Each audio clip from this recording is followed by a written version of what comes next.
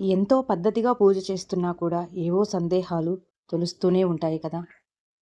వాటిని నివృత్తి చేసుకోవడం, ఆ శక్తి స్వరూపిణి విశిష్టతను తెలుసుకోవడంతో పాటు, నవరాత్రి వేడుకలలో అంగరంగ వైభవంగా సాగే అమ్మవారి ఉత్సవాలు విశేషాలని చూద్దాం. అసలు నవరాత్రి పూజ అంటే ఏమిటి? జగన్మాతని ఎలా పూజించాలి? ఈ వీడియోలో తెలుసుకుందాం. రోజుకో ప్రసాదం చెయ్యాలని, రోజుకో రంగు చీరను దేవికి అలంకరించాలని అంటారు. నిజమేనా?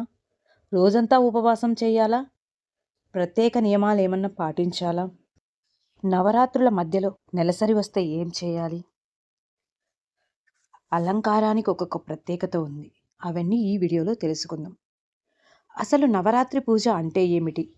ఏడాదిలో 5 నవరాత్రులు వస్తాయి. చైత్రమాసంలో వసంత నవరాత్రులు, ఆషాఢ మాసంలో వారాహి నవరాత్రులు, అశ్వయుజంలో దేవీ శరన్నవరాత్రులు, పుష్యమాసంలో శాకాంబరి నవరాత్రులు, మాఘమాసంలో గోప్య లేదా గర్భ నవరాత్రులు. వీటిలో దేవీ శరన్నవరాత్రులు చాలా ప్రశస్తమైనవి.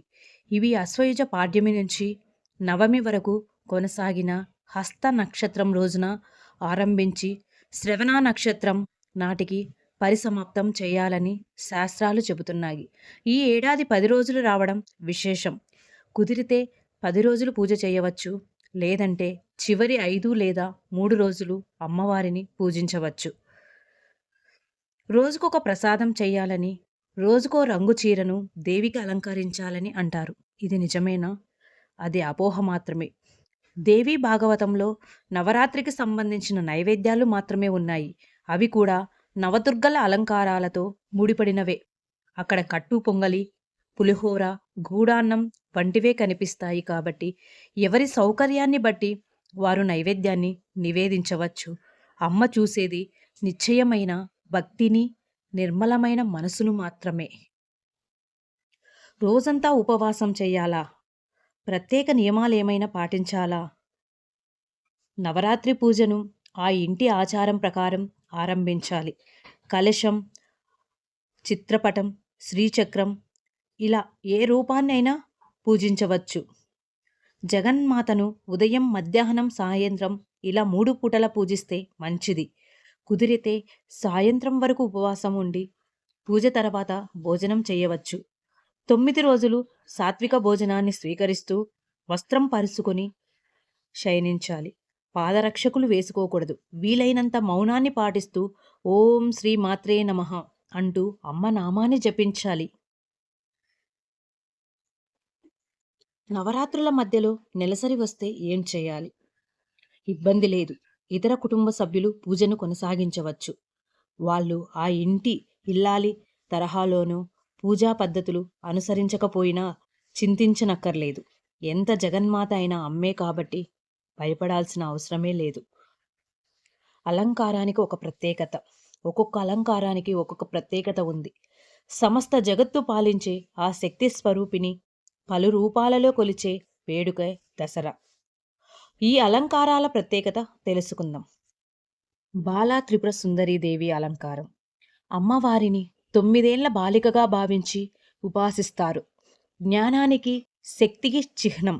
శత్రువులను నిర్మూలించి ఆరోగ్యాన్ని, ధనాన్ని ప్రసాదించే రూపం.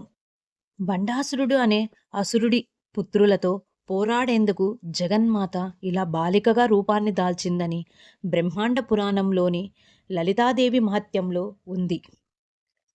నెక్స్ట్, గాయత్రీదేవి. గయలు అంటే ప్రాణాలు, త్రాయతే అంటే రక్షించేదని అర్థం. అజ్ఞానాన్ని తొలగించి జ్ఞానాన్ని, మానసిక ప్రశాంతతను, మహా ఆనందాన్ని ప్రసాదిస్తుంది. అన్నపూర్ణాదేవి. అన్న అంటే ఆహారం లేదా ధాన్యం అని, పూర్ణ అంటే పూర్తి, సంపూర్ణమని అర్థం. సాక్షాత్తు పరమశివుడికే ఆహారాన్ని, జ్ఞానభిక్షను ప్రసాదించిన అన్నపూర్ణను కొలిస్తే ఆహారానికి, జ్ఞానానికి లోటు ఉండదంట. కాత్యాయనీదేవి. పార్వతీదేవికి మరొక పేరు. మహిషాసుర సంహారం సమయంలో పార్వతీదేవికి సాయం అందించింది కాత్యాయని దేవేనని స్కంద పురాణం పేర్కొంటుంది. మహాలక్ష్మి. సంపదకు, ఐశ్వర్యానికి అధిదేవత. అష్టలక్ష్ములుగా 8 రూపాలలో కరుణిస్తూ ఐశ్వర్యాన్ని, ఆనందాన్ని, విజయాలను అందించే వరప్రదాయిని. లలితా త్రిపుర సుందరీదేవి శ్రీచక్రానికి అధినేత. ముల్లోకాలను పాలిస్తూ త్రిగుణాతీతమైన రూపంలో ప్రకాశిస్తూ తనని కొలిచే భక్తులకు ఎల్లవేళలా రక్షిస్తూ ఉంటుంది. మహాచండీదేవి దుర్గాదేవికి మరొక శక్తివంతమైన రూపం. భక్తులకు విజయాన్ని, కీర్తిని ప్రసాదించేందుకు అవతరించింది. ఇచ్ఛాశక్తి, జ్ఞానశక్తి, క్రియాశక్తుల కలయిక అడ్డంకులన్నీ తొలగించి అనుగ్రహాన్ని అందిస్తుంది. మహాసరస్వతి జ్ఞానం, విద్య, కళలకు అధిదేవత. దుర్గాదేవి సింహవాహినిగా అవతరించి లోకమాతగా పూజలు అందుకునే రూపం. మహిషాసురమర్దిని దుష్ట శిక్షణ, శిష్టరక్షణతో లోకాలను సుఖశాంతులతో విలసిల్లేలా చేస్తుంది. మహిషుడిని సంహరించిన పరమ పావని. అమ్మను సేవిస్తే ఆపదలు, భయాలు తొలగిపోతాయి. రాజరాజేశ్వరి కరుణామయి అన్ని లోకాలను పాలిస్తూ సృష్టిస్థితి లయలను నియంత్రించే సర్వశక్తిమంతురాలు.